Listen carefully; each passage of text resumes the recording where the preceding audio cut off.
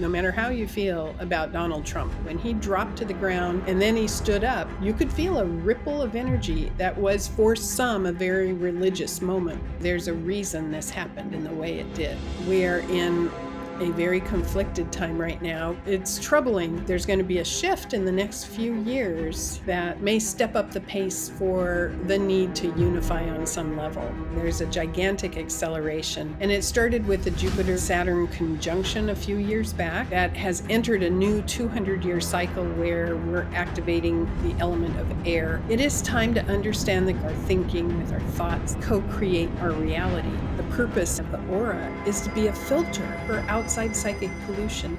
If you connect with nature, if you connect with animals and plants, that whole kingdom has a spirit. We can tap it and then we magnify it. I have a temporary imprint from the planets at the time of birth, but I am not my chart. Planets don't do things, people do. This is what I love to teach the most. Well, one of the things I wanted to talk about was the fact transiting Uranus right now is in Taurus. It's going to change signs in 2025. It'll move into Gemini. But while it's in Taurus, it went into Taurus in 2018, but it's getting into high gear right now in 2024, especially the last half. We are all learning about how to be in the present moment. And I believe this is what this particular Uranus transit is really focused on, because the frequency of the planet Uranus in astrology is freedom, excitement, change, spontaneity, presence. I mean, that's really what Uranus is about. It's electricity, it's downloads, it's innovation and new ideas and freedom. Taurus is the opposite of that. The sign Taurus is about building something solid, making it last, sticking to a routine, the security of the familiar. So you get Uranus and Taurus, and since 2018, there's been a long wave of trying to teach people, get out of your head, be in the present moment. What I like to say, consolidate your energy, bring all of your atoms into this moment, be present, so that you can receive the downloads you need to receive. Because if you're worried about the past or focused on the future, you're not here. And you won't get the special electrical lightning bolt signals that Uranus wants to bring. And so here we are. Just a week ago, we had the transit of Mars and Uranus conjunct, which was here in the United States the same day former President Trump was shot. And it was a wake-up call for people to be aware. It's very volatile, very powerful energy right now.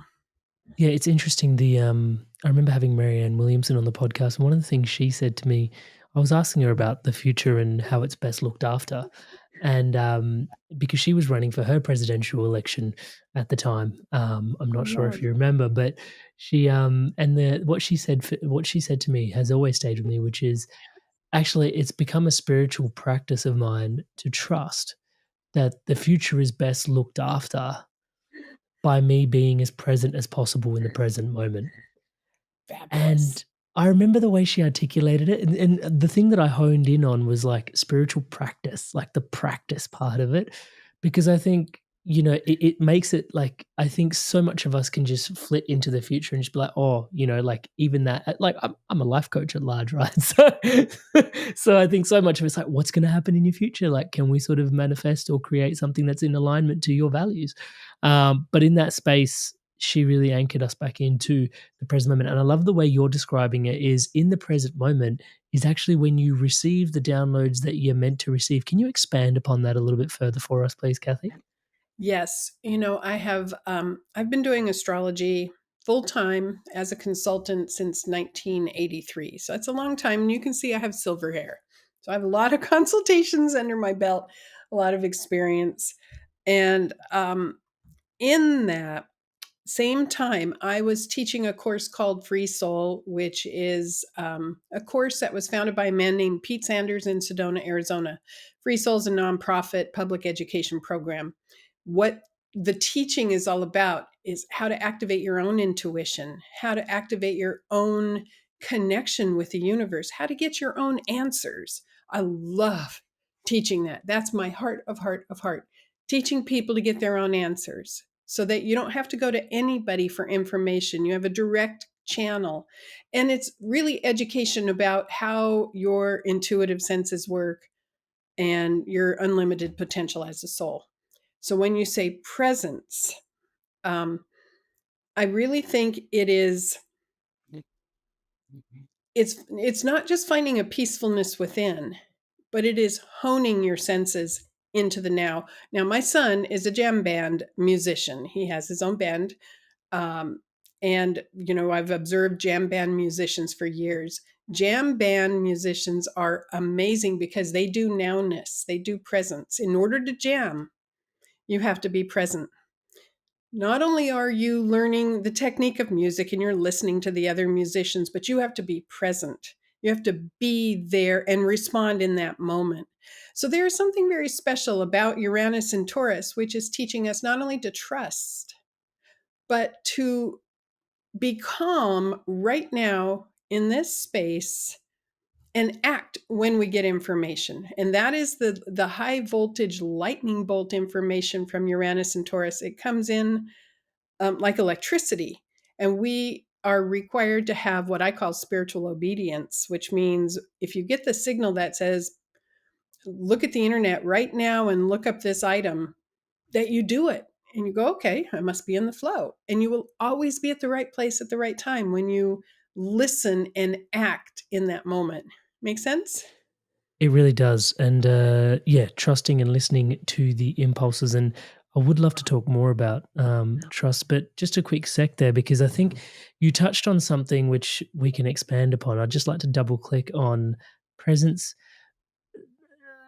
not always being, well, I'm conscious of how this is going to come across, but not always necessarily being a practice of peace. I think I was talking about this with a client just the other day. It was 2 days ago, and he was using his mindfulness and his power of now and his practice to be present. And he's going through a lot, and I was found myself actually coaching him into the awareness that yes, but you're using the power of now as a bit of a balm. Yes. Real presence is also acknowledging everything that's going on underneath the iceberg, the bottom part of the iceberg, which is actually there's a lot of trauma that's been kicked up, and holding a container for all of that to process and move through. And there's I started finding myself using words like layers or levels of presence, which I've never actually discussed in that way before, but it was very apparent in that conversation that yes, there's absolutely space for him to bring himself into presence in the moment to experience some peace and not to sort of flit into the past and the regret or the future and the anxiety of what was going on for him.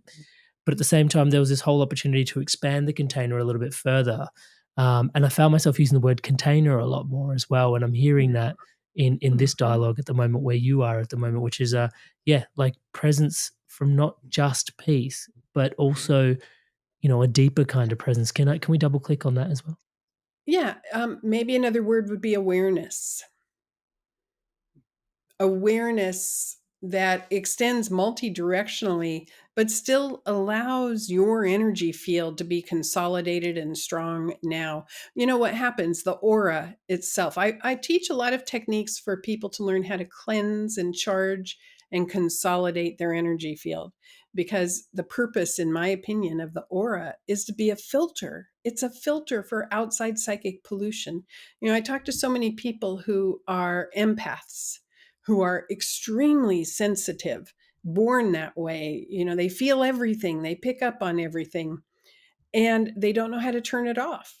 And they get victimized by their own sensitivity. They'll go to the grocery store and, they feel everybody's headache or the conflict they're going through. And I frequently will ask them, I can teach you a technique so that you can turn it off and turn it on command, so that you're not picking up on people's um, information or private thoughts that are really none of your business, unless it's for safety, unless it's something you're guided to get in order, to support your path. So the aura is part of presence and awareness, charging it, cleansing it, sealing it, so that you can be multi-directionally aware within your own life, the layers. as you mentioned, but you can also be here now. And that helps to guide us away from anxiety, because anxiety is getting out of this present moment and jumping into a scary future, something that hasn't happened yet. Meanwhile, this moment's usually pretty good, and you're missing this beautiful moment right now, which you will never get back, and jumping into a possibility that hasn't happened yet. When I look at what's going on in America with the Trump slogan, "Make America Great Again," there's so much like past and future impregnated just into those four Mhm. words in and of itself. It's like we were somewhere and we're going somewhere, and there's very little presence even in the campaign slogan. Um, yeah, Mm. just we seem to be at a very interesting juncture in time. I've spoken to quite a few different people. Obviously, the age of Aquarius is transitioning. Some people think we're at the end of a yug. Speaking to Indians, they believe not so much, but in the West, some of the people do believe that that's happening. But there is something between 2015, 2035, or 2017, 2037.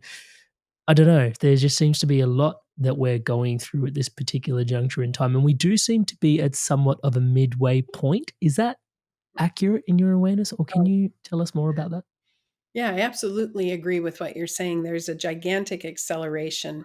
And it started with the Jupiter Saturn conjunction a few years back, that has entered a new 200-year cycle where we're activating the element of air. And to me, this is also saying it is time to understand the creative potential we have with our thinking, with our thoughts, that thoughts are energy, that they co create our reality. And so we're in a phase right now, especially even just with sound waves. Sound waves are phenomenally powerful right now. Not only sound healing that can happen in our body, but the effect music has on us and our voice, the ripples of energy that happened with our voice. Now, that doesn't mean you have to be afraid and never say anything negative. Some days you just need to say it. But there's a difference between saying something negative or stressful in the moment that you just needed to discharge and saying it repetitively as a belief system. So I'm telling a lot of my clients, if you're going to do affirmative declarative statements in order to co create a new reality, in order to change your belief system, do it out loud. And it used to be years ago when I would travel to go teach and I'd be in my little car before cell phones. That's how old I am. And I would be doing my affirmations out loud, singing my affirmations, singing my prayers. I'd be just driving along doing that. And people would look at me like I was nuts because there was no one else in the car. And I would just wave and continue doing it. But I knew back then you manifest with so much more power when you engage sound waves. Now, of course, people just think you're on the phone. So you don't have to worry about it. But it's accelerating absolutely, and we're in this gigantic opening of understanding we are creating our reality as we go, and we get to choose to some degree. As we're creating, it does seem to be that speaking to people about the different timelines, even that we're able to jump into based on what you're describing as our choices, it becomes really interesting to sort of go, okay, when we're looking around, there seems to be the choice of division seems to be the choice that more and more apparent everywhere we look, when Um, there are so many champions for unity, such as yourself and myself, around. But those, yeah, it just seems like division is louder at the moment. Is that what you're experiencing? oh, absolutely. Division is louder. We are in a very conflicted time right now where people are operating from a team approach. My team is the best team, your team is the enemy. And as long as we view each other like that, it's going to be very difficult to find any kind of resolution. Two teams can't talk to each other. Now I'm a big football fan out here in the United States. I love NFL football, and I've, cheered for my team before. And I understand that viewpoint, but in politics and on a day to day basis, it's just separating us. And you can see the separation, you can feel it, you can measure it, in the airwaves. I like to think in terms of trying to detach. And presently, I'm not on any team. I'm teamless, because I prefer right now that ability to flow and understand what all teams are trying to say. It's difficult. It's difficult, but I like to think of being an eagle on a high branch, taking that viewpoint and observing. And as soon as I do that, I'm able to listen to people with all kinds of different points of views. And my clients are all political spectrums. My friends are all political spectrums.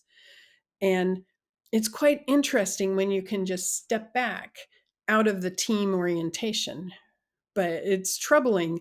I do feel there's going to be a shift in the next few years because we have a lot of planetary shifts in astrology that may step up the pace for the need to unify on some level.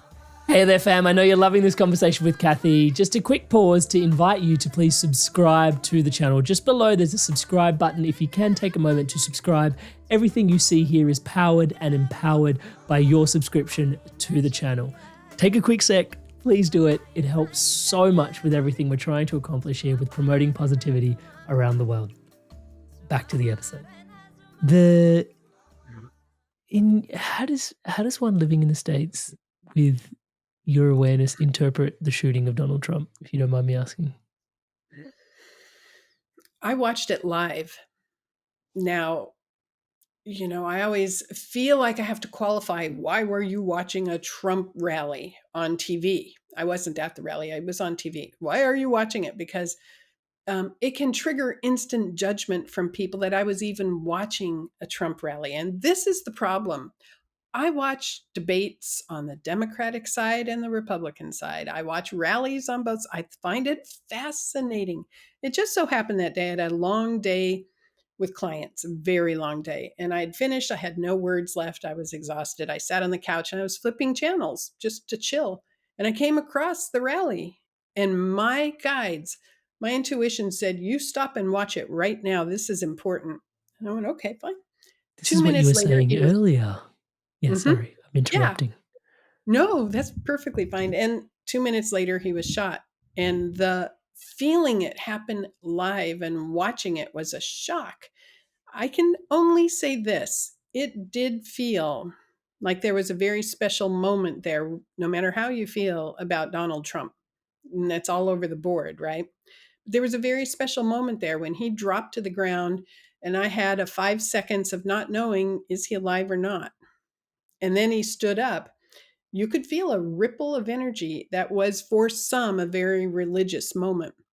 Um, I would have liked to see Donald Trump have more of a deep change in his personality from that moment.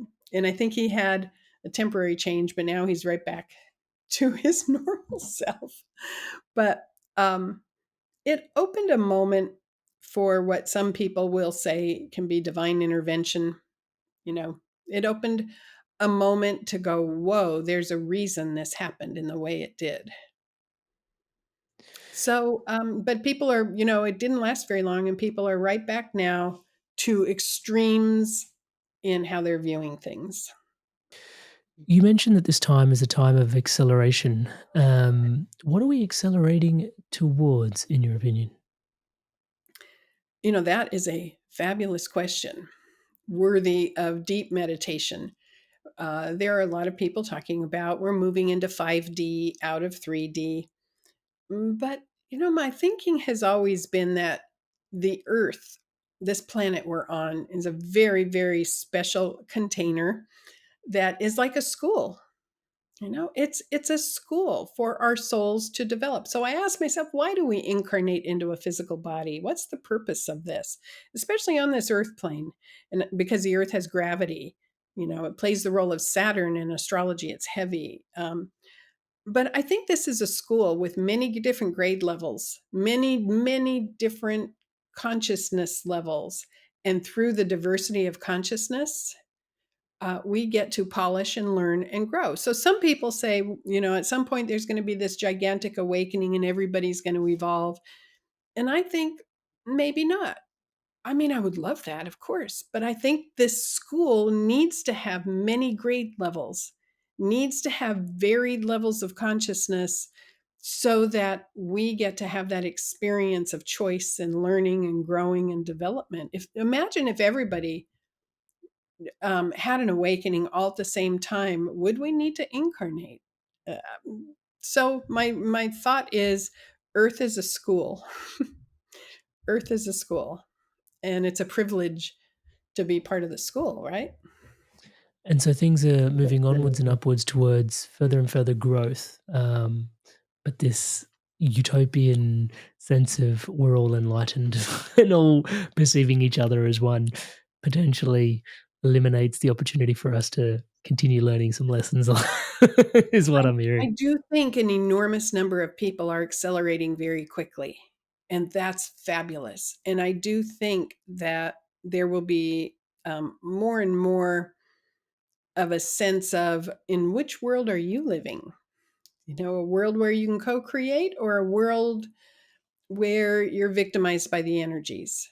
You know, so there is some of that, but we still have to exist together. So I think the growth and the awakening is individual.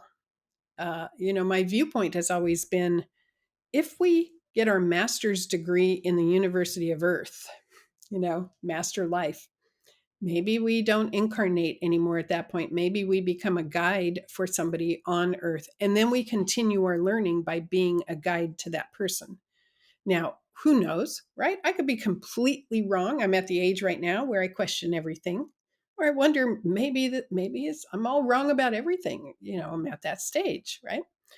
But that makes sense to me because I'm very much in touch with my own spiritual guides that I believe have been with me since birth. I believe we all have, or at least my theory is, we all have a team of guides that we've had since birth.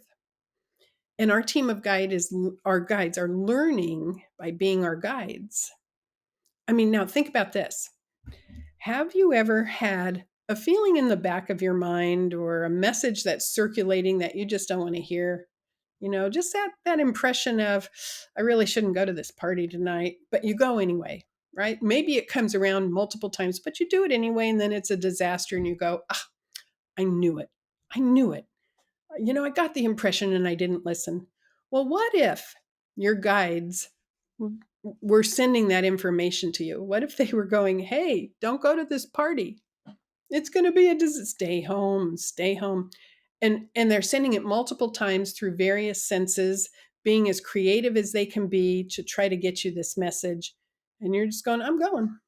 Think of how your team of guides get to learn as much as you get to learn. I mean, I think about that. That's incredibly fascinating that you're almost on this choose your own adventure, and as you're choosing, you're being influenced by your sidekicks. I shouldn't call them sidekicks, but your angels and guides. But also, Advisors. you're all on this journey together. Actually, Mhm. Yeah, I mean, if we have a team of guides that have once been in a body, that now have mastered the need to be in a body and are working on a different level as they grow, um, then we all get to learn together. And I think, because I'm a pretty stubborn person, and I'm pretty willful, and I'm pretty assertive and aggressive, and it's hard to get me to change my direction sometimes. And I have often just communicated internally with my guides, going, thank you for giving me the same message a million times in many different creative ways, because on the millionth time I finally listened. Thank you. And I think, oh, someday if I'm ever a guide, I'm probably going to get a human just like me. just to make sure that they Imagine. do finally break through. Because you get to learn. Mm, It's just like when you have children, and as the parent, you are their guide. mm. But I think our spiritual guides, the team of guides we have, are just intermediaries between the infinite intelligence, and they're, to me, their motive is to operate as our counselor, to help us grow, to help us evolve, not to make decisions, not to give us the lottery numbers, but to advise, to advise. And, they require a lot of wisdom to do that, especially for some of us who are pretty stubborn and willful. Do they serve as a bridge to the divine? I think they do.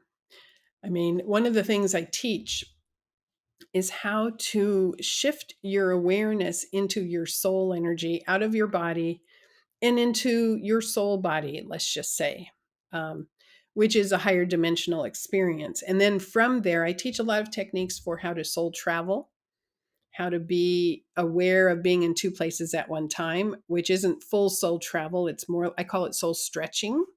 Parents do that naturally, by the way. Talk to mothers when their child is at daycare, especially in the beginning part. Mothers will frequently take their awareness and go stretch and sense where their baby is or their child and tune in. Are they okay? Are they okay? And then they'll come back. And they've been doing the technique without even knowing. Still, even when our children are older, my son lives in New Orleans. I go stretch to New Orleans all the time. Is he okay? And he's 30. But I teach those techniques for the unlimited potentials we have as a soul. And in that are our soul senses, our four intuitive senses that we have. Everybody has these four senses. It's just a matter of, can you learn to activate them, learn to use them, turn them on, turn them off on command. And we all have the capability. Some people are born more wide open than others, but anybody can learn it. So our guides use our psychic senses. They get us information through that. Sometimes they also do physical things. I mean, if you've ever experienced something where maybe one of your protection guides, because I think in your team of guides, perhaps you have a guide or two that is really working on keeping you safe. And then you have guides who are deep spiritual concept guides. If you're a woman and you have children, maybe you have a guide that specializes in motherhood. You know, they vary in their specialties, but those protection guides, have you ever had moments where you felt an energy come in that said, do not go into that parking lot right there where it's dark and there's no light? I have had it multiple times. Multiple times. Hi there, guys. I wanted to take a quick moment just to introduce you to my one-to-one coaching. It's something that I deeply love doing. As you can tell, conscious conversation is such a massive part of my life. And having one-to-one, deep, meaningful conversations with people where I get to show up as your brother or as the coach or as your mentor has been such a gift for me personally, and a gift for lots of the people that I have supported on the journey of living a more spiritually empowered, spiritually powered, spiritually aligned life. You don't have to take my word for it. Here's some examples of people all around the world that have experienced profound transformations through this coaching experience. Amrit is a fantastic coach. In a few sessions, he got to a depth that I'd only experienced before working with certain medicines. He's gone through a lot of the struggles that you're probably facing, and Amrit's been a really strong, supportive figure in my journey. In control of myself. I'm kinder to myself. I actually have that vision and a purpose. I do feel like I'm a better version of myself already. Amazing energy. He was easy to talk to, which made me easy to trust him. Working with Amrit at 9 o'clock on a Saturday morning, and really I was bouncing out of bed. Whenever I get off the calls with Amrit, best money we've ever spent. I would not recommend him because I don't want everyone to know about him, and then I won't be able to book him. If he gets too busy, I won't get my turn. I would say absolutely. There's no way you can work with Amrit for a period of time without being transformed. So if you're considering him as a coach, do not hesitate, because you won't be disappointed.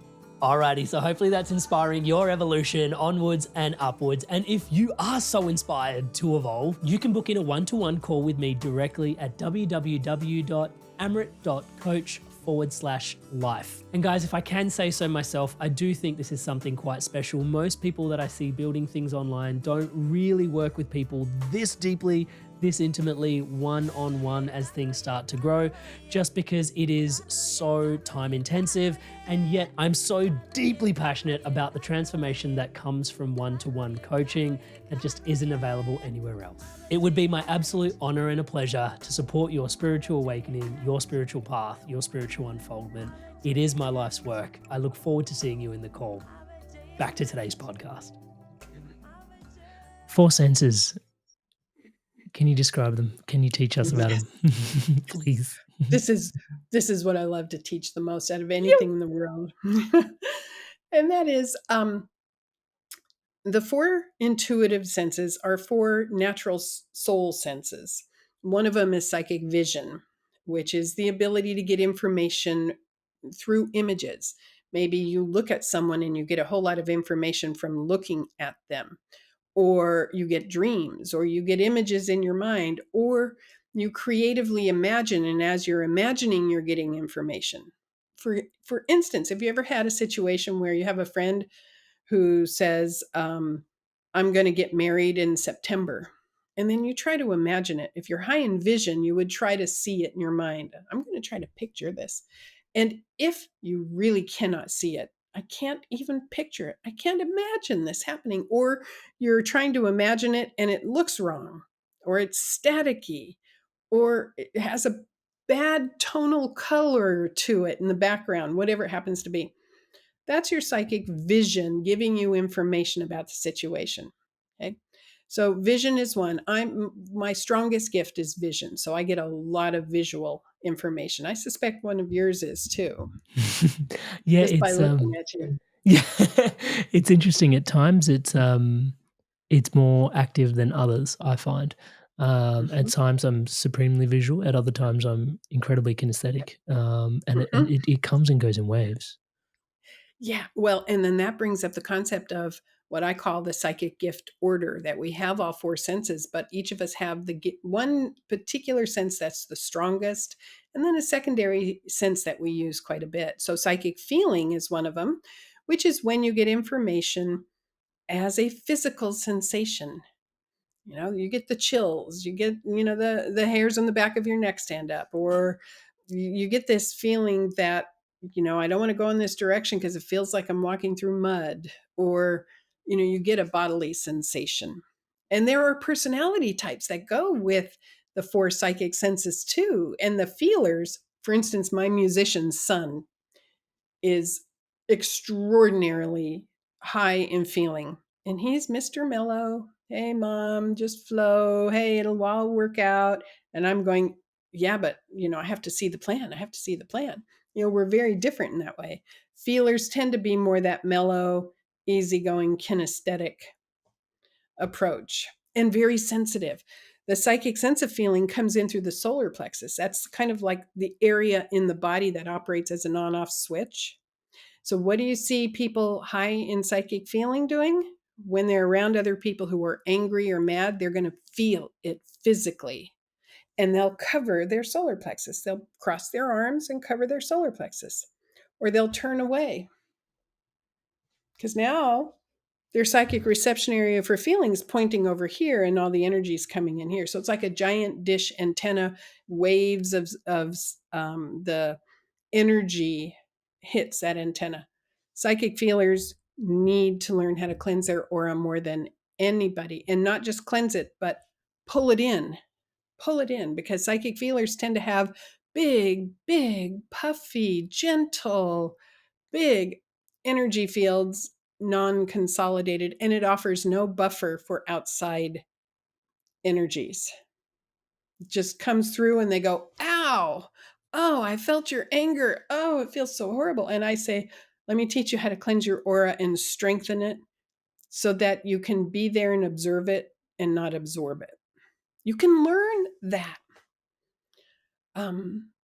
One of the other gifts is called psychic audience, which is going to be coming through hearing, words, language. And you will hear people use their psychic gift. I will frequently say, do you see what I'm talking about?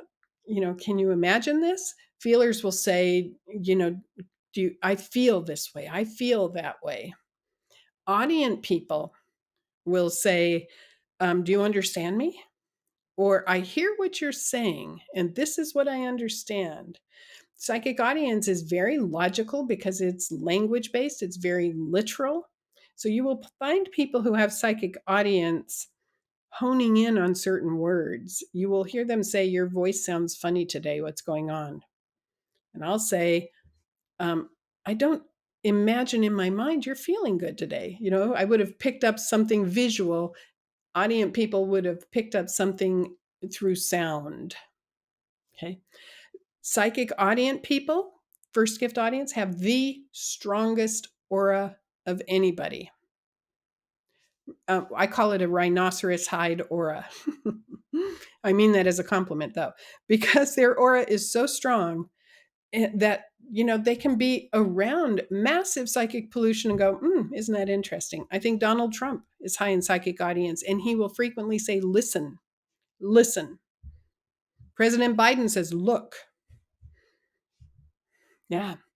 And you don't get to be president if you're high in psychic feeling. Now that's not a criticism. That is, it would be very difficult to be president if you were first gift psychic feeling, because you would have to learn so intensely how not to absorb what everybody is feeling. You know why I think Donald Trump can survive, even though so many people really send horrible thoughts to him? Is I think he's high in psychic audience. His aura is very, very strong, and it just flows off. Now, other people will say, no, he's a psychopath. I'm not going there. That's just negative.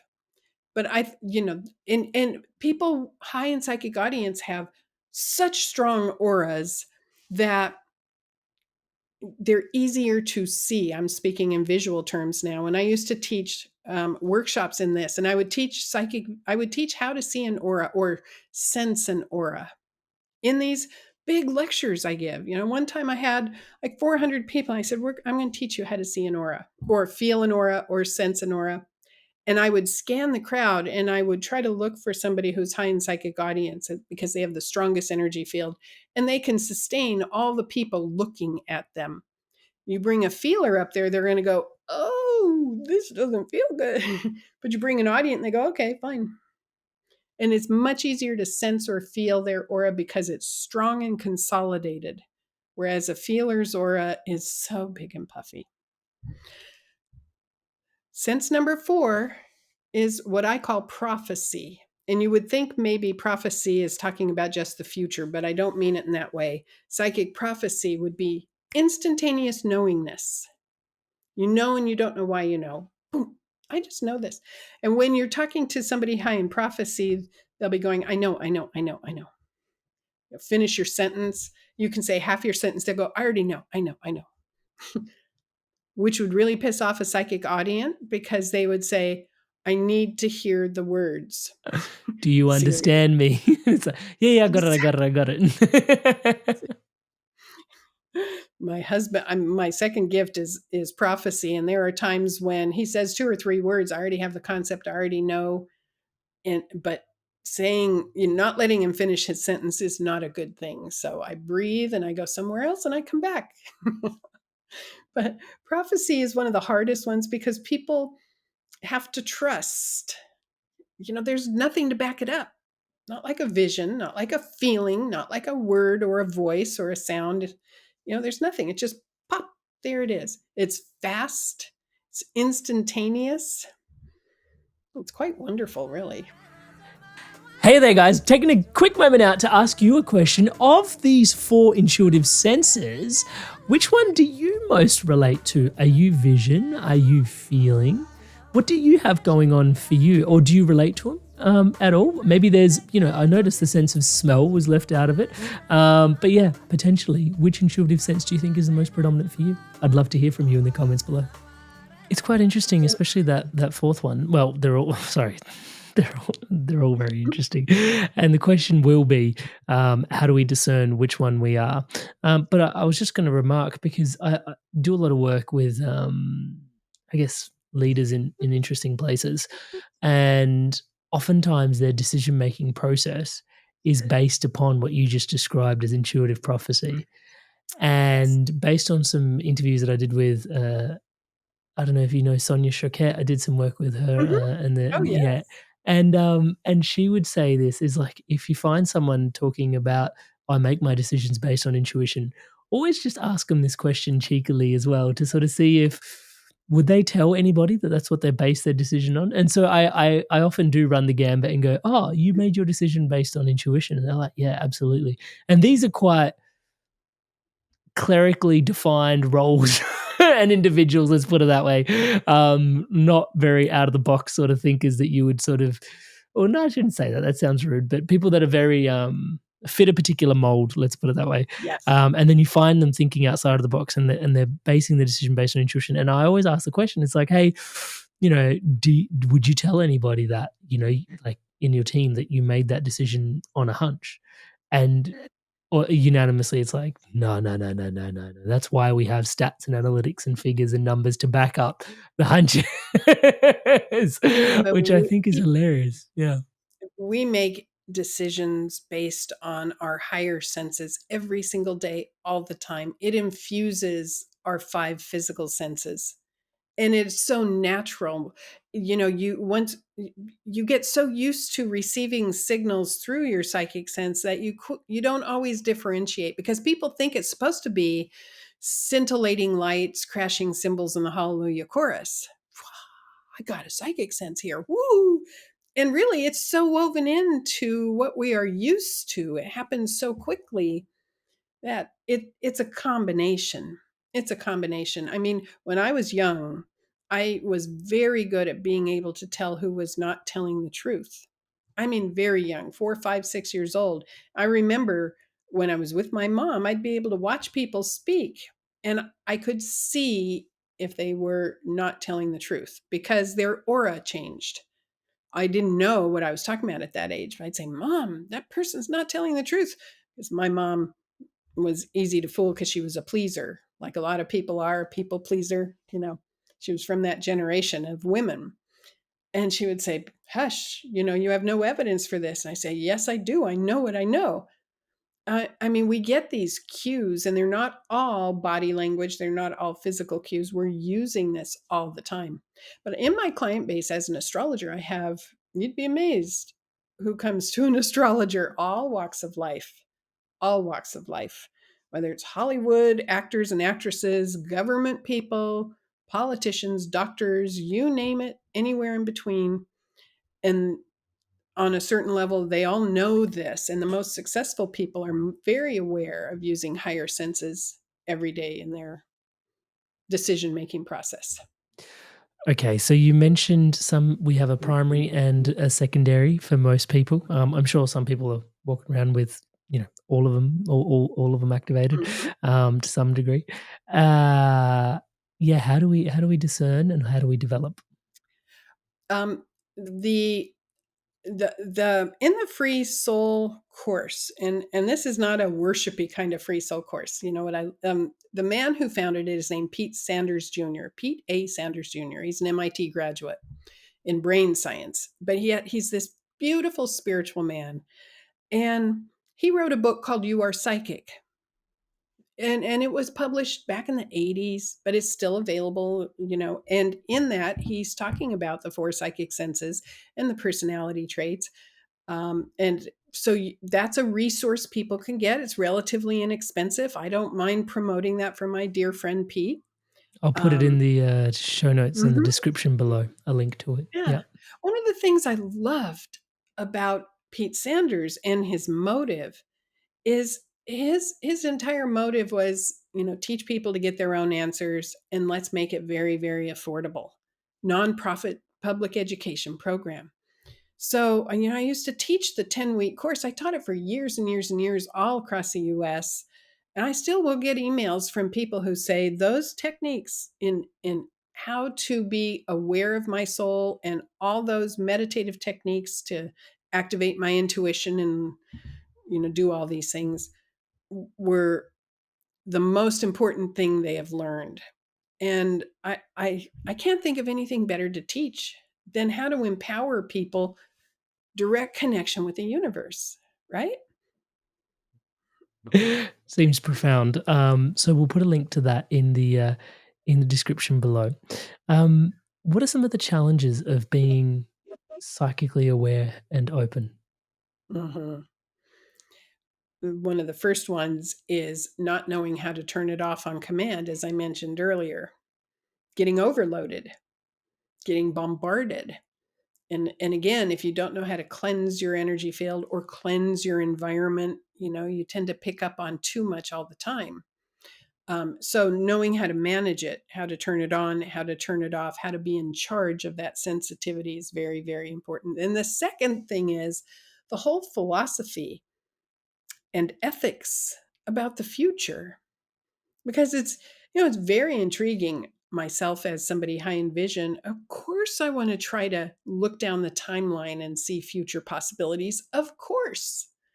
Less now than when I was younger, because when I was younger, I just wanted to find out what I was capable of seeing or doing. I just wanted to test it to the limits. It was like this gigantic spiritual frontier, and I jumped in with both feet and said, I just want to see how far I can see, what I can see, what's possible. And you know what amazed me is when, as a visionary, I go down the timeline to see future, I see possible futures. I see multiple futures all the time. And when I'm talking to clients in astrology, I see multiple futures all the time also. And what does that say? The future's not set in stone. Of course, it's affected by what we are doing right now, right? So there are some times you'll see things that are stronger than others. Like one of the things we did at one of the Free Soul retreats, because I used to teach them with Pete Sanders, and we did a time capsule. And this was in, I think, 1984. We did this. We had these retreats at Sedona, Arizona.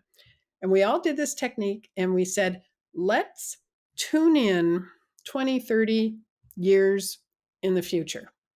And let's just write down what we get. I wanted to say what we see, right? My own bias as a visionary. What we receive is a better way to say it. And so we all did this technique. We put it in envelopes and we addressed it to ourselves to be mailed to us in the future, 20, 30 years down the road.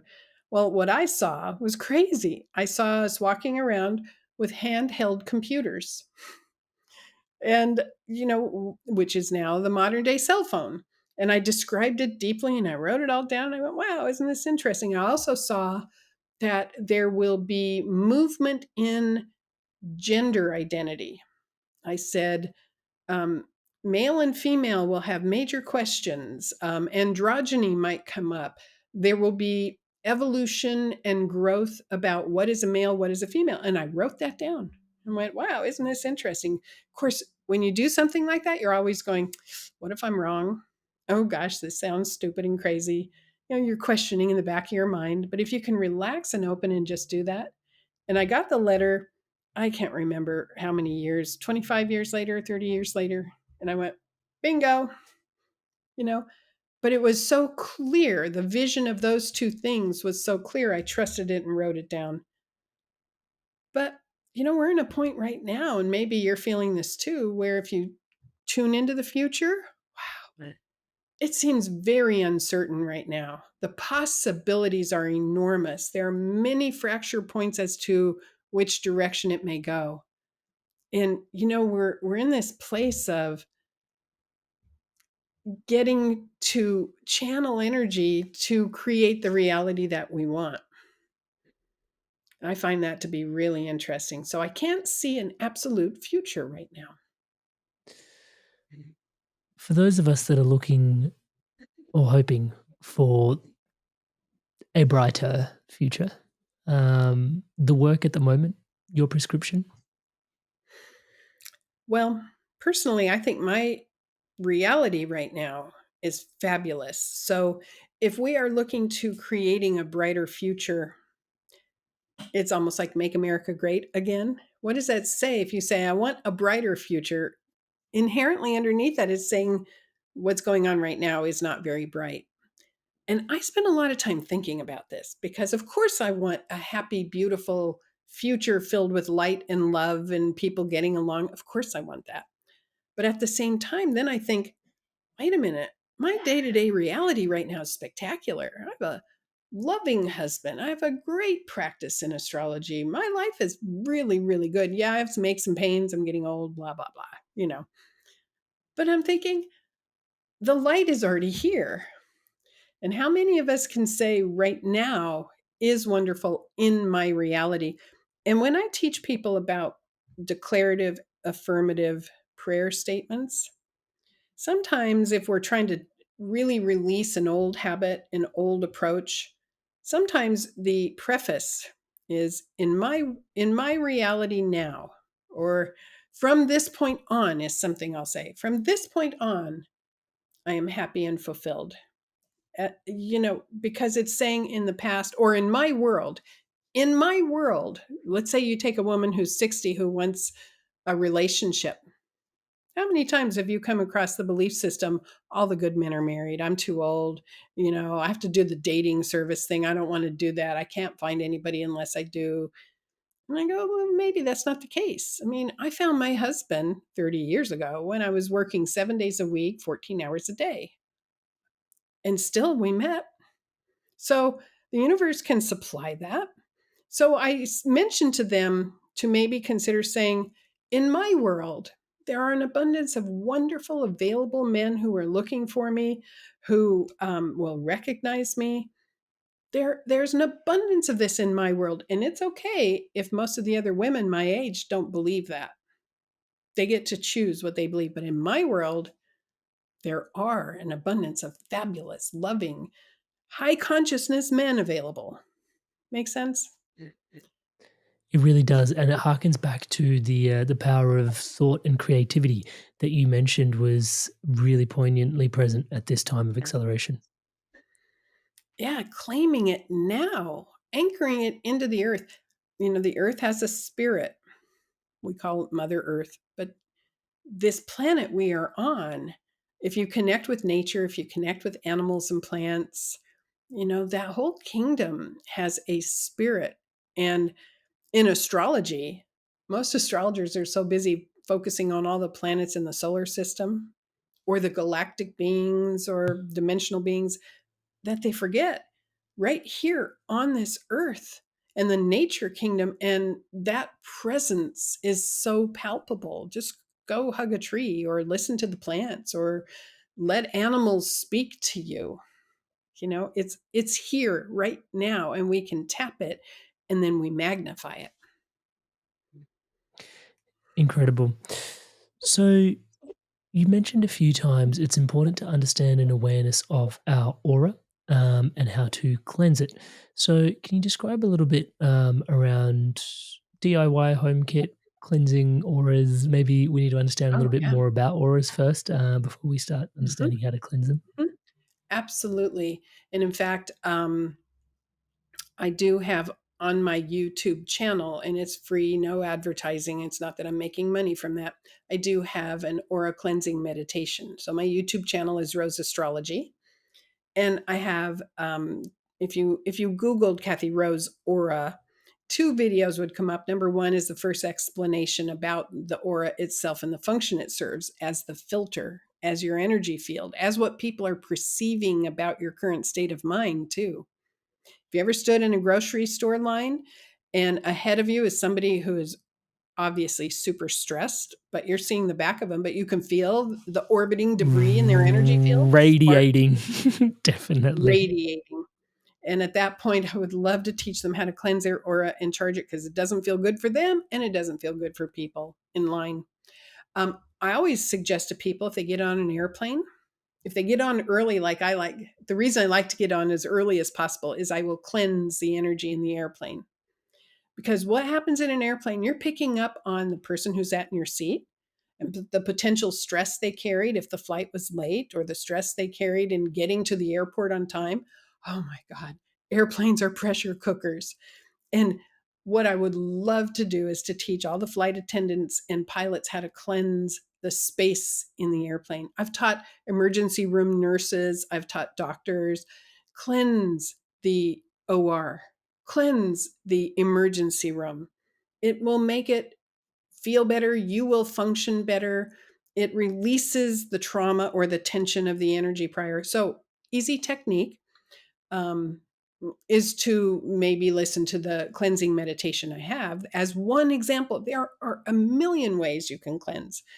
When you shower, you're cleansing your aura. Why do you think it feels so good? That water radiating down. But you know what? In the middle of the day, if you've had a stressful day, you can't go take a shower. So you have to learn techniques to do in that moment that are practical, right? You can cleanse when you inhale and exhale.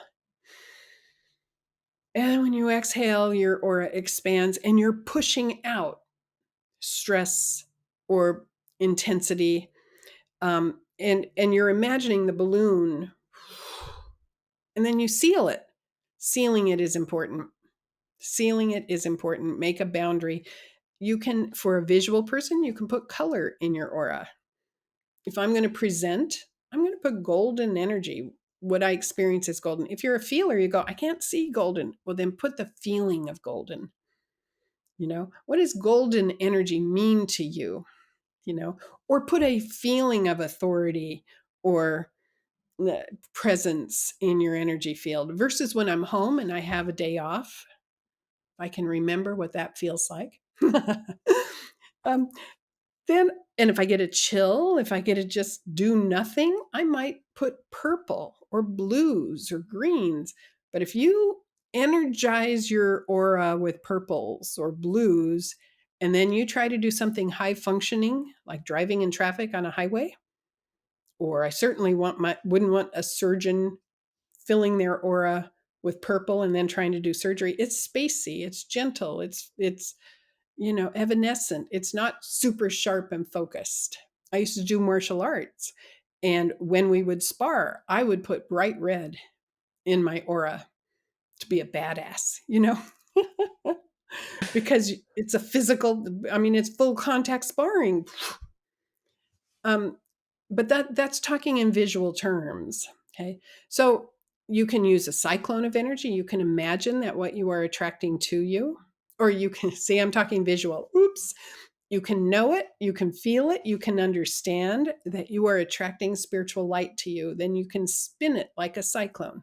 Imagine it's doing that on the highest level. And there's no friction. So once you get it spinning, revolving, it's not like you have to go spin, spin, spin. And it becomes brighter and brighter and stronger. Let the cyclone of energy cascade down and around you and swirl around you and move the energy and cleanse it, and then let it expand so it fills your environment, your house, your office, wherever you are. This is what I do in the airplane. Cyclone of energy, spin it. It's like having fresh air come in a window to a stuffy, stale room. It's movement. And then you seal it. Million ways you can cleanse. I'll put a link to both your videos in the description to the show notes below as well for people to dive in deeper, and that way they'll also access the incredible resource that is your YouTube channel. Thank you so much for sharing that, Kathy. Do you find that maybe because you've always been in the space that you're well for the longest while now, you've been in the astrology space, but it does seem like more and more people, or maybe I'm just at an interesting juncture in my life, it seems like more and more people are waking up to astrology and looking to the stars for help. Do you feel that palpably happening? And if so, why do you think that's the case? Yeah, my business is booming right now. I have a wait list that's like 3 or 4 months for a consultation. And so, yes, that tells me more and more people are open to it. And part of that is social media, and we get, there's so much access to the information. But I think that there's a very profound shift and acceleration and evolutionary energy happening with astrology personally, where I am right now. Is people will say my chart, my chart, my chart. My moon in Aries. I'm like this because of, and I challenge that and I say, you know what? I am a soul and I have a chart, which is temporary for this lifetime. I have a temporary imprint from the planets at the time of birth, but I am not my chart. And I believe the whole reason to look at the chart to begin with is to look for life purpose themes. The tensions in the horoscope will suggest what we are trying to heal and resolve and learn and develop. And are we stuck with that? Now, I've been the recipient in my years of doing astrology, I've been the recipient of some negative, limiting predictions from some very, very famous astrologers. Taught me a lot. I thank them for that. I thank them for their very shocking negative predictions they've made, because it made me realize I will never do that to somebody. And guess what? They didn't happen. Yeah. They didn't happen. So this declarative, negative, limiting prediction, your chart tells me you will never get married and you will never have kids. And I went, watch me. I mean, it's just my personality, right? But it's like, don't tell me what I can achieve and what I can't achieve based on that piece of paper. And astrology is my profession. You would think I would have a different view. But I think the chart is a springboard. I think we have the potential to expand beyond the imprint.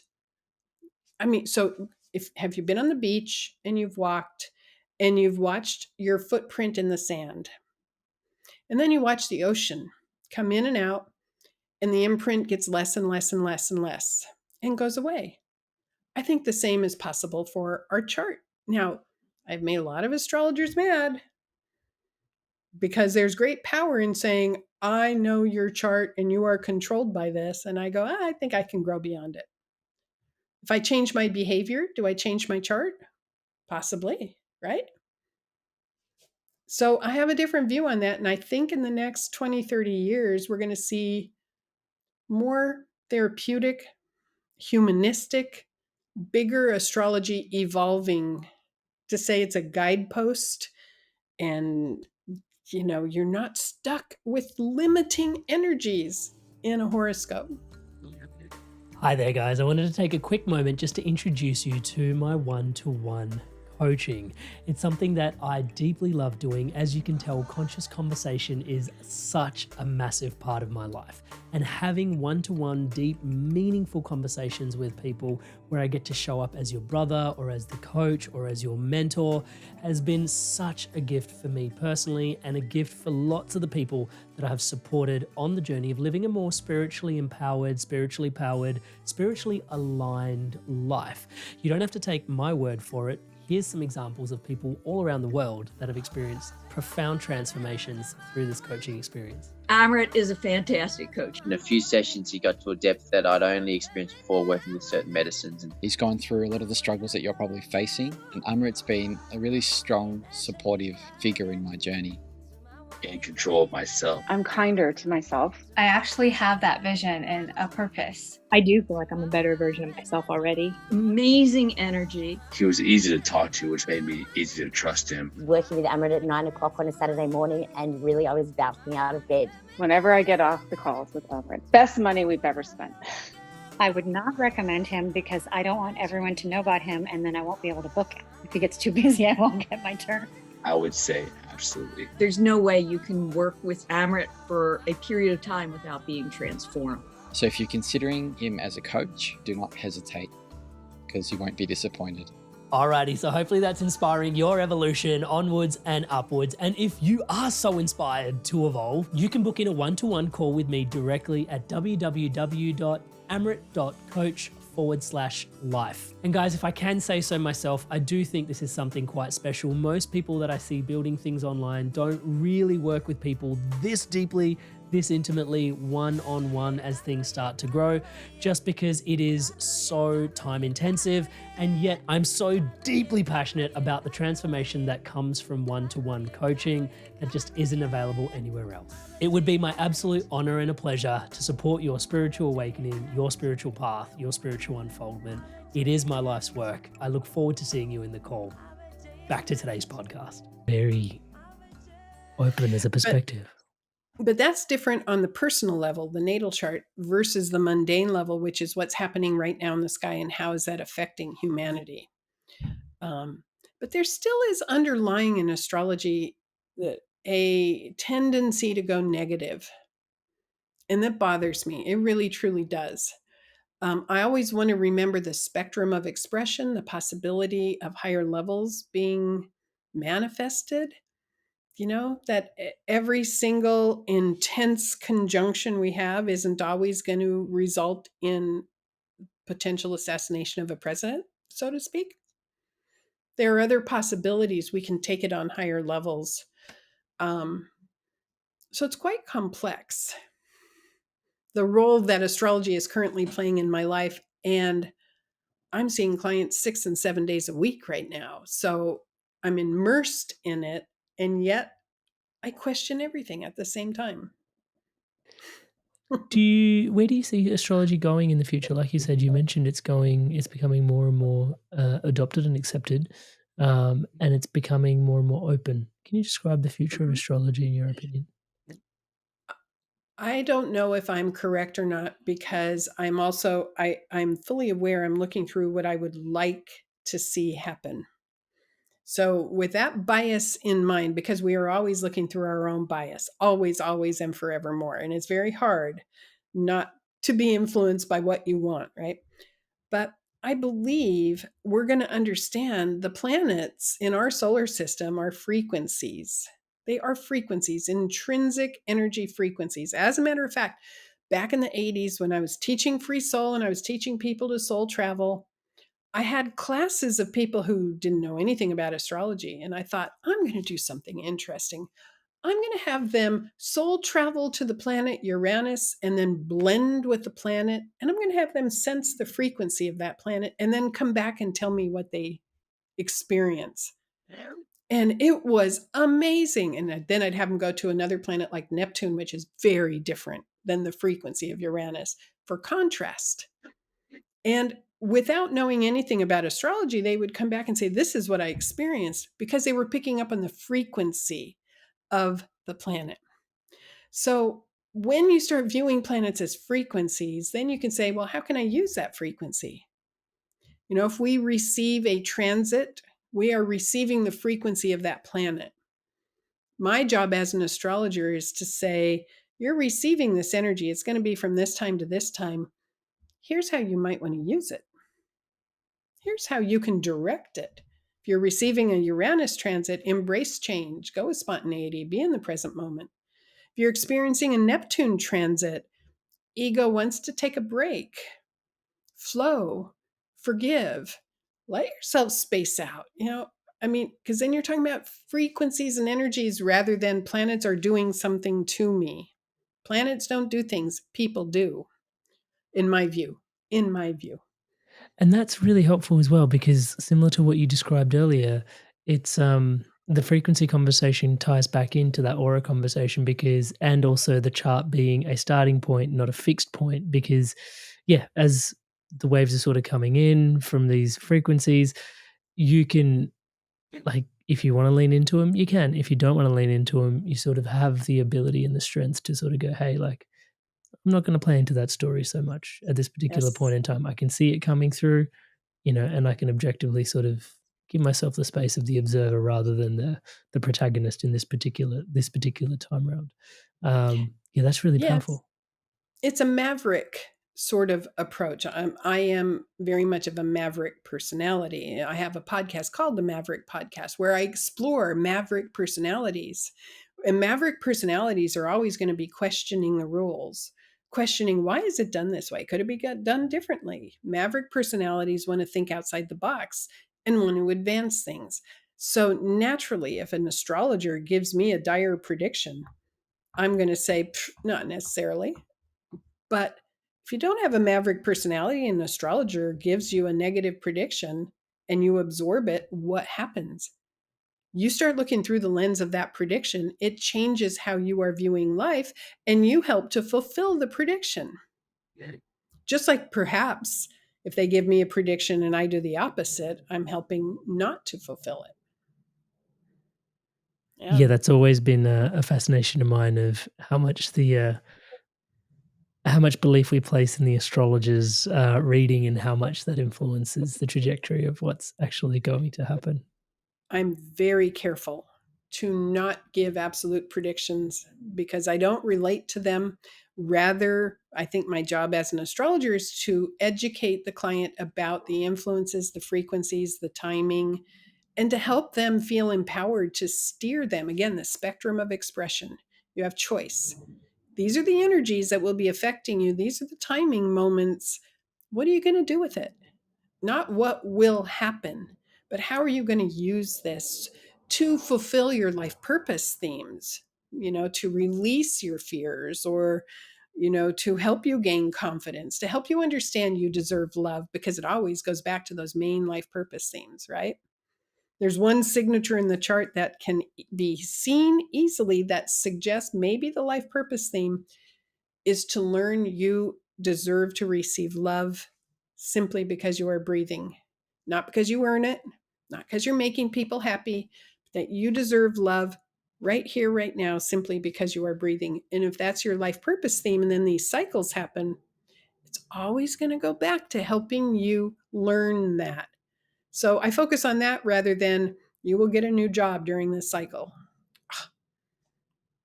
I just my preference. When you were mentioning the doom and gloom prophesizing as well before, I couldn't help but immediately came to mind Professor Trelawney from Harry Potter. I'm not sure if you're a Harry Potter fan, but for those that Yes. tune into Harry Potter, and she's always predicting death, and Mhm. it's just like, yeah. Yes. But then, yeah. Yes. Anyhow, that's what came to mind. I wanted to tune in against this Maverick conversation a little bit, just really quickly, because I imagine the word Maverick has a lot of kind of like legend, and it has a lot of power and a lot of positive sort of put the name in shining lights. But there are some challenges with being a Maverick as well. Your experience of Yes. being a Maverick and the Maverick archetype and the Maverick energy, Kathy. There are some challenges in that sometimes you just don't feel like you fit in, because Mavericks tend to be either ahead of the pack or operating solo or needing, a lot of Mavericks are self-employed because they don't Mavericks don't respond well to somebody breathing down your neck, or over managing you. Mavericks need freedom very much. Um, so one of the challenges is sometimes you don't feel like you totally fit in. You can weave in and out of groups, but if you are Mavericks are oriented to being independent, unique, thinking for themselves, which means you don't always buy into the herd mentality either, or the hive mind. You're questioning it. You're questioning. Um, so yeah, there are some drawbacks, but Mavericks tend to be pioneers, or need to do that. Now, that doesn't mean somebody who's not a Maverick is higher or lower. There's no judgment on that. We all have life purpose issues we're working on. I have certainly had to understand and appreciate that as a Maverick, especially in astrology, I have received a certain level of criticism in the past from traditional astrologers who have the mindset of this is the way it is and you don't question it. This is the right way to do astrology. And I go, but what about this way? And I make waves. I rattle the boat, not intending to, but if you question tradition, guess what happens? You have to be able to handle it. You have to be able to handle the consequence of that. And then you don't want to do it just for the sake of doing it. The only time I do it is if somebody limits me and tells me, you can't do this. It's like, oh God, now I have to do it. Which you think at my age I'd be over, and it's less now, but it still comes up. It does. And the mental health side of things to all of that. Mm-hmm. I just think that for the Maverick personality, it's an embrace of uniqueness. Now, you may have somebody who has a Maverick personality who was born into a family that squashed that. And that can be problematic. And I see that all the time. Maybe you had an authoritative father who told you, you must be this religion and this is the right way and don't you dare question it, or I will, punish you severely. you know then there are some things you have to work through in order to get back to that basic ability to connect with your own unique way of viewing things. If you watch or feel or sense or understand what's happening in somebody's energy field, because if you're not a visual person, you won't see it, but you'll feel it. If you're a prophetic type, you'll just know it. They were gone, now they're back. Or Right. they expanded out, now they're back. Boom, I Yeah. just know it. Um, And you can see it over the internet. You don't have to be in the same room with the same person. It is a combination of vision and prophecy. So I instantly, and then I'll check, what did I just see? And then I'll get the image. Right. Yeah. Yeah. Yeah. For years, before Zoom, before COVID, when Zoom became very, very, very popular, I was doing most consultations by phone, which meant I didn't have a visual, which was challenging, but which meant I had to extend out and try to imagine in my mind and I had clients for years I had never seen, never knew what they looked like. And then COVID came and Zoom became the craze, and I started doing, clients all over the world. So, I talk globally to people, but I get to see them now. And it's like, oh my God, that's so much easier because I get so much information visually. So Incredible. much. Yeah. Yeah. Yeah. It's become Yeah. So normalized. yes, I can, and you can, if you're high in feeling, you can be in this visual mode, but you can be feeling and reaching out and sensing. Mm. And someone recently said to me that we're all psychic, but we just don't claim it. Can you describe, like, does that align? Because I'm sort of hearing you sort of saying maybe, well, I am reaching up apparently and looking for the download. Now I'm putting my hands up here like it's actually happening. That's kind of Mhm. interesting. Maybe I am claiming it as we speak. But yeah, this whole we are psychic and claiming it. What does that Yeah. land I don't you? know if we need to claim it because we use it every day. People Mm. use it when they grocery shop and they pick up a watermelon and they try to tune in to think it's a good watermelon or not. Yeah, Mm. they might be in their mind thinking, I was told to look for this or that or the other in a watermelon. But whether it's touching it, feeling it, whatever, they're using higher senses. Now, that may sound really silly. She's talking about psychic senses in watermelons, but we use it every day, all the time. What happens if you're driving down the highway and you go into automatic intuitive mode sometimes because you're getting information from all kinds of levels, and suddenly you feel like the person next to you doesn't see you and is going to try to get over in your lane super fast. It may come through whatever sense you have, but you know that's that is using your intuition. That's picking up on higher frequencies, and it happens all the time. Athletes are particularly skilled with using their intuition. Absolutely, 100%. They're so keyed in. Some of the most spiritual people I've ever met are athletes. And I knew many elite athletes in my time in martial arts, and they were like spiritually masterful. It was amazing because they get out of their head and they open up to all those senses.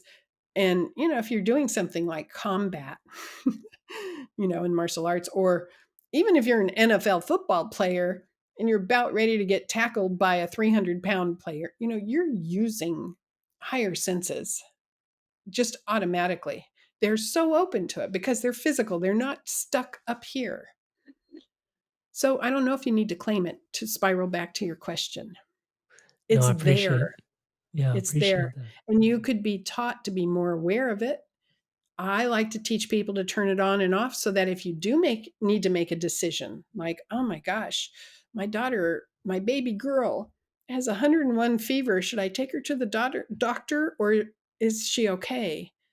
You're tuning in, you're using higher intuition as much as you are looking at facts, but in that moment, you want to be able to go, okay, cleanse my aura, get clear, calm down a second, and let me tune in on other levels.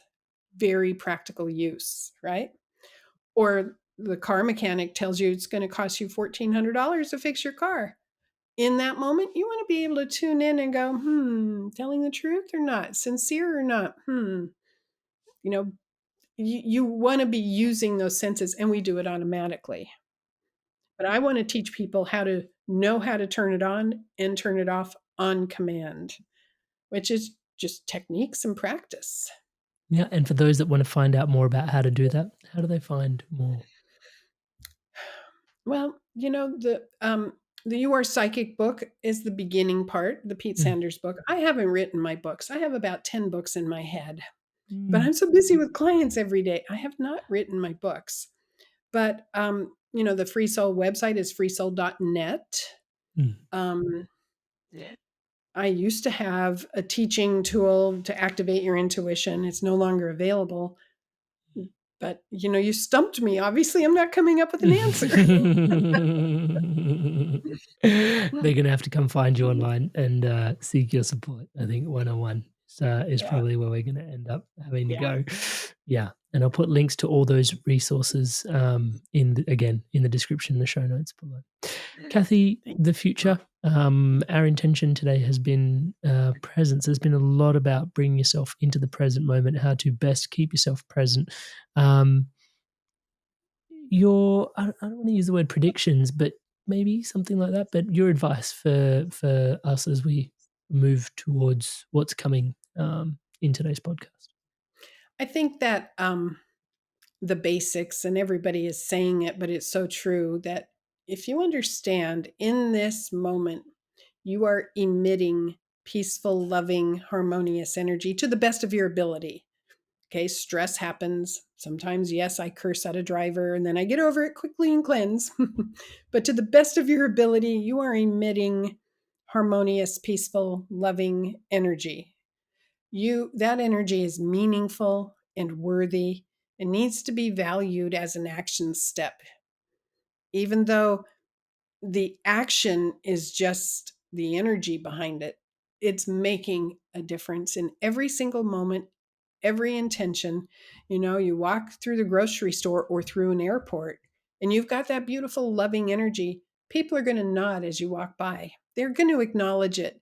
In the middle of a stressful airport and people are rushing to get to their flights and you're walking with lovingness, even if you have to walk fast, they're going to feel it and they're going to go, ooh, and they're going to give you that little special nod that people give when it's like, thank you for your service. It makes a difference. It's valuable. So I think that's the best action step we can take in every moment. And yeah, lots of things are triggering me right now. The US is filled with upheaval and intensity and, people throwing judgment at each other.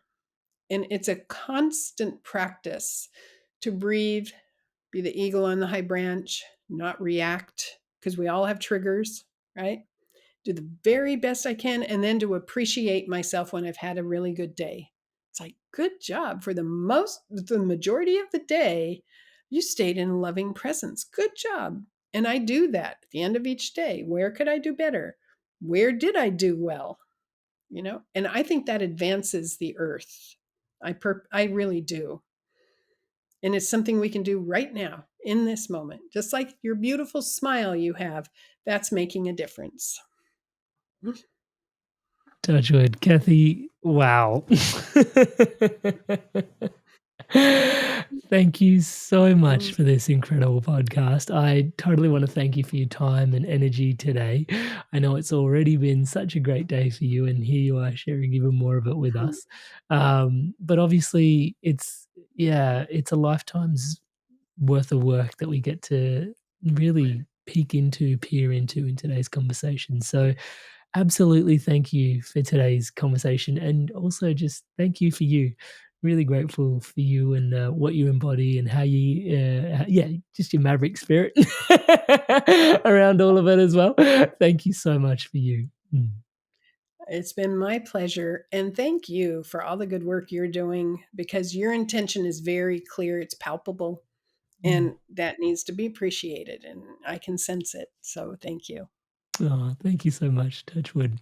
Guys, links to everything in the show note and the descriptions below to take your journey further, to continue to weave into the conversation deeper with none other than Kathy Rose. See you there. I call that a slight soul shift. So one of the techniques I teach is how to shift to your soul energy. And that is, you shift your energy. See that horse that's above my head? It's a bronze horse statue. So if I were to put my energy up there, close my eyes and shift up, I would be shifting slightly out of the body and into the soul body, which then opens me up to those higher dimensions and opens me up to my guides, opens me up to all that, extra information that's up there. And of course, if you do it with eyes closed, it's very deep and profound. You can do it with your eyes open and it's not quite as deep, but it's called bi-level awareness, and you can do it. When you do it eyes closed, that's the beginning step before you do soul travel or soul stretching. So eyes closed, you fully shift up there, your body goes on autopilot, and then you can go travel. Yeah, You can go incredible. visit other places. You can go see friends. You can stretch and be two places at once. But it That's starts so with being able to shift fascinating. up Yeah, wow. into the soul. And then coming back into your body, you just visualize Mhm. your body and Just just come back down. Mhm. yeah, and just And if so when I'm doing astrology consults, I'm up there and here at the same time wow. because it makes me very efficient. And in the middle of a consultation, I might be getting psychic flashes like, tell me what Iceland means to you. Why is Iceland coming up? Because I will have seen Iceland. They'll go, oh my Mm, God, I'm traveling there next week. And it's like, yeah. that was totally just given to me because I'm operating by level. Blending is very Mm, different than soul shifting. Blending is when you merge and you become one with something. You mm. blend with it. Now, um, if you're in nature, what happens? You expand and you blend and you merge with the lake or the grass or the trees or the sky. And one way to really experience blending quickly and easily to relieve stress is to go outside, look at the big blue sky, reach up and expand out into the sky. Do a sky blend. Ah, Take a big soul deep breath and then come back. I teach college oh, students to do that when they're going through finals. I say in between each final, go outside, take a deep breath and do a sky blend, let your soul expand. Oh, come back in, get focused, do your next test.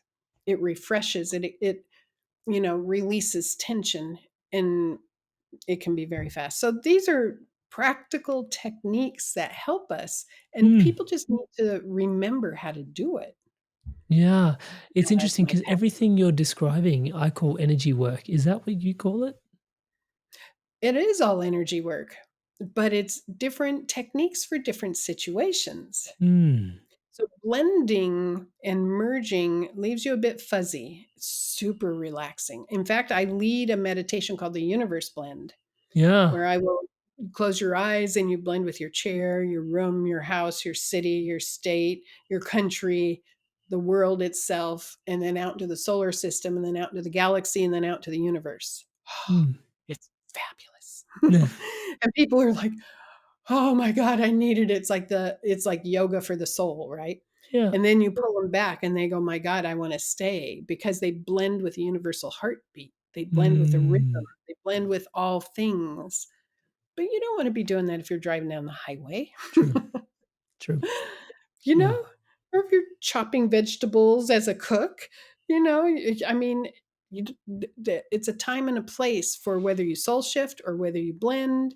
Mm, There are times and places to use these techniques, but you want to know how to do them. You want to know the mm. pathway. So on command, if you get to chill out and you're tense because you've had massive pressure and you want to just really release the stress and pressure, a blending technique would be fabulous. Blending. Brilliant. Yeah. On command when you need it. You, Inspired Tribe, you've made it through to the end of another incredible podcast. Thank you so much for your inspirations to evolve.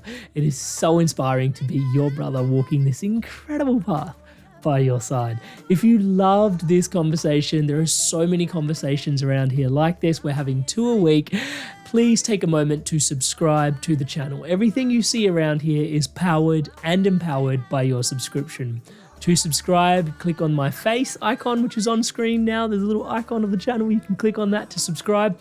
And also to take your journey further into similar conversations, on screen is a conversation with none other than Pam Gregory, UK's top astrologer, and we dive deep into astrology there as well. I'll see you in the next one.